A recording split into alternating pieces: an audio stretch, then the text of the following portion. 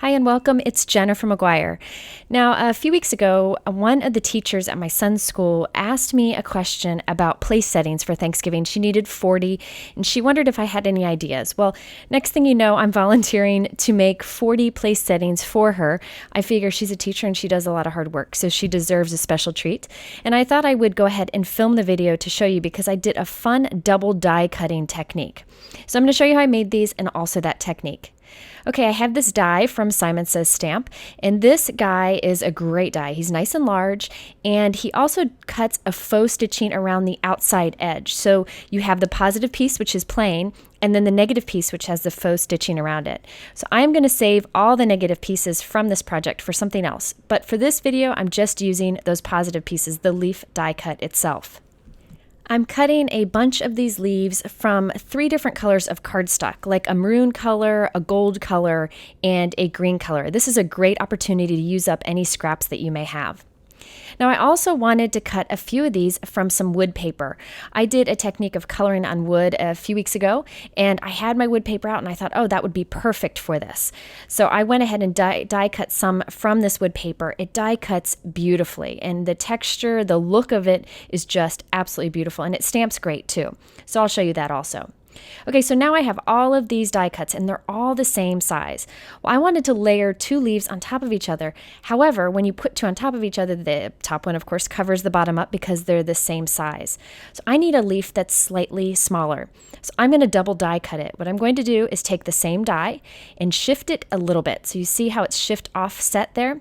And I'm going to die cut it again. And what I end up with is a smaller or shorter leaf. Now, it doesn't die cut the perfect leaf shape, but you'll see it's good enough. And I think a lot of times you might have a die that you can double die cut with and get a new shape out of it, like a circle. You can double die cut a circle and end up with a moon shape. You could double die cut a rectangular die and get a smaller, more narrow rectangle. There's a lot of things you can do with it, and this is a great way to look at your dies in a different way. So here, let me show you it again. I'm just taking the die, shifting it down a little bit, I'm going to run it through again, and you'll see that I end up with that smaller leaf. So now I can put the smaller leaf on top of the bigger leaf and have a layered place setting.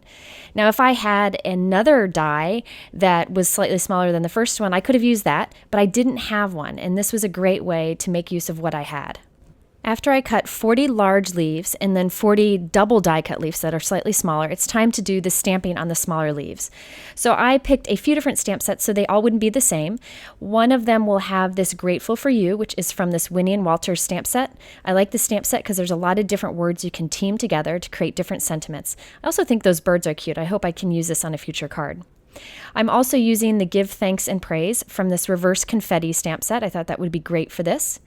And then there is also this little inker stamp set with lots of different thankful greetings. All of these would work great on these leaves. I'm going to use one from this set.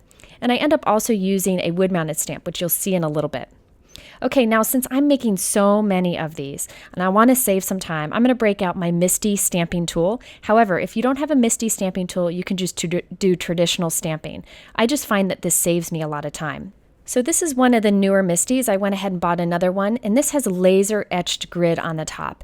And then it comes with the magnets stuck to the bottom, which is a great place to store them.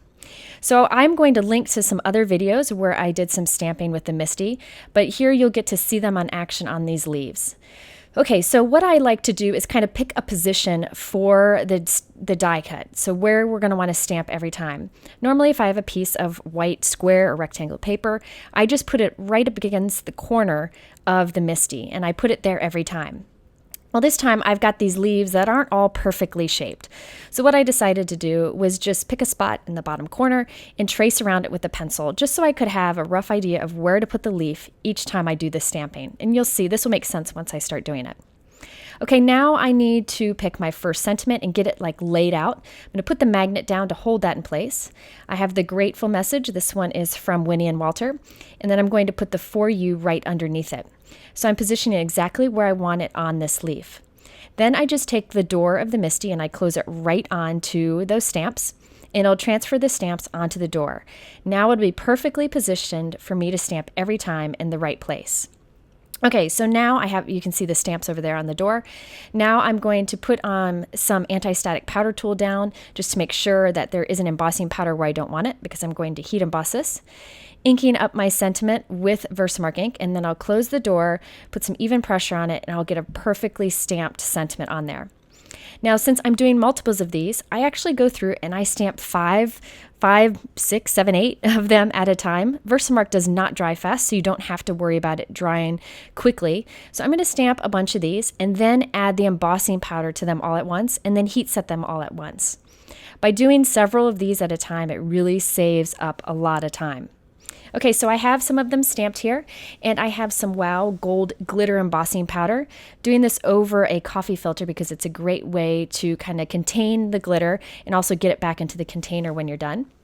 So I'm going to go ahead and put the powder on all of the first set of leaves that I have here. I let my heat gun get good and hot for about 20 seconds. Then I brought it to the leaf, and then the embossing powder will melt beautifully, and you'll see I have this great gold embossing powder. And using that gold glitter embossing powder really makes this come to life. And since these are pretty simple die cuts, this is a great way to add a little pizzazz to them. By letting your heat gun get good and hot first, you don't have to worry about your paper warping. And by the way, this stamping and the heat embossing on the wood paper works beautifully. Okay, so now I'm going to switch to another sentiment. This one's from Reverse Confetti. And by the way, for these Thanksgiving place settings, you can use any kind of thankful greeting you may have. You don't necessarily need to have a Thanksgiving stamp set. Just look and see what you have on hand already. So I'm getting this position kind of towards the center of my penciled leaf. I'm going to transfer the stamp onto the door. And now I can go through and stamp these repeatedly on a few additional leaves. I know a lot of people would be hesitant to do heat embossing on a lot of pieces like this, but I assure you that it's not that bad. I did it for my holiday cards last year. The trick is to stamp a bunch, add the powder to a bunch, and then heat up a bunch at the same time. That allows your gun to get good and hot, and it makes the heat embossing super fast. Now, I also wanted to use a Hero Arts rubber wood-mounted stamp. So to do this, I just peeled the rubber right off of the wood. It came off smoothly because this is made in the US. It's a good quality stamp. And I took out that black foam piece in the Misti. If you take out that black foam piece, then you can use your Misti for cling stamps like this. Now, this is a little bit sticky, so it's actually going to stick onto the door just fine.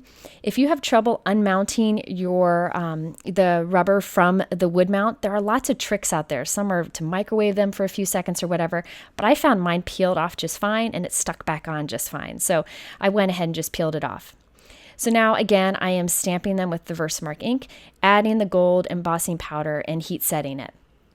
So I stamped and heat embossed on a bunch of these, and once I was done, I just took the stamp, the rubber of the stamp, and stuck it right back onto the wood mount, and that seemed to work great for me. And then I cleaned the inside of my Misti also. Okay, now that we have all the heat embossing done, I thought it'd be good to add a little bit of ink to the outside edges of our die cuts. This really gives some great dimension.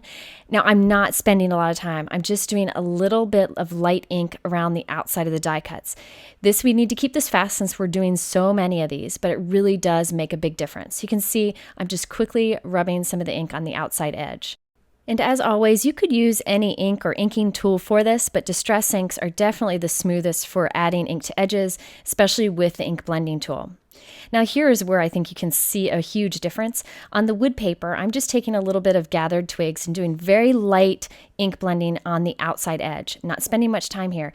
And when you compare this to what it looks like before we inked, you'll see that it really makes a big difference. It just adds a lot of warmth to the final result. So now that we have all of our pieces inked and stamped, it's time to assemble them. So I'm going to stack 2 leaves on top of each other. So I have the bigger plain leaf on the bottom and the one that we altered a bit and added the heat embossing on the top. So I'm just using one little piece of foam tape to layer them, and I'm kind of setting them together a little off center just so it looks a little bit different. And then it's time to tie these together. Now you see those tiny little stems coming out of the bottom of the leaves. I wanted to tie a piece of twine and a piece of ribbon around that, and that was going to drive me crazy trying to do that. So I actually have a fun trick for you. So I'm tying both the twine and the ribbon around it at the same time. When the teacher gets these, she's going to go ahead and add a tiny little piece of paper with the person's name coming out from the ribbon. So this is what I'm going to do. I'm going to use those strong magnets that come with the Misti, and I'm going to hold the leaf down and then hold the stems down and then do the tying around it. So I have a piece of twine and a piece of ribbon, and I just have it hooked around the stems of the leaves, and now I can tie it into a bow. And because those super strong magnets are holding the leaf down and those little stems down, it is so much easier than trying to do it without something holding it in place. So I tie a big bow, which is pretty easy to do. Then I pull the ends to make it tinier, and then I just tighten it back up by pulling on the loops again. I'm not spending much time getting the perfect bow. I really don't think it needs to be, especially since you have those two tied together. So now I can trim it down, and there we have the ribbon tied around those tiny little stems. Now I wanted to show you that again, but up close, just so you can see. So a magnet is holding it down on top. Now I'm putting the string and the ribbon and the twine behind the stems. Now I'll put a magnet on the stems themselves. I think that's what they're called, the stems. I don't know. And now I can go ahead and tie these into a bow, and I don't have to worry about it moving around. Those magnets are super strong, and they're going to stay put until we move them. So now I can just tie a regular bow just like I'm tying shoelaces, and then I can pull the ends to make it smaller, and then just tighten it up by pulling the loops once again. Again, don't spend time fussing with the bow. I think this is supposed to be kind of playful looking here. So there's a creative way of using your Misti Tool for something besides stamping. If you don't have those strong magnets in the Misti Tool, you can just use a couple pieces of washi tape to hold them down while you do the tying. Now I'm adding some strong multimedia matte adhesive just to the back of the bow, right where it meets the paper, just so I can be sure that they don't come off later on. So I went ahead and did this with all of the leaves, and then as I mentioned, the teacher's just going to add a tiny little tag coming off of the bow that has the person's name, so this can lay on their plate. So there you have a way you can change the shape or the size of a die cut by doing some double die cutting, and some tips for mass producing. So if you're interested in the products I talk about here, I link many of them below in my YouTube description, but I encourage you to click up here on the top left corner. That'll take you over to my blog where there'll be a lot more information. And then there's 3 more videos in the center that are related. The first video shows this leaf die for a completely different technique. The other 2 videos talk about stamping and coloring wood like we talked about today. If you like this video, be sure to subscribe to my channel so you can see future videos by clicking that bottom button there. Thanks for watching, and I hope you'll return again soon. Have a great day.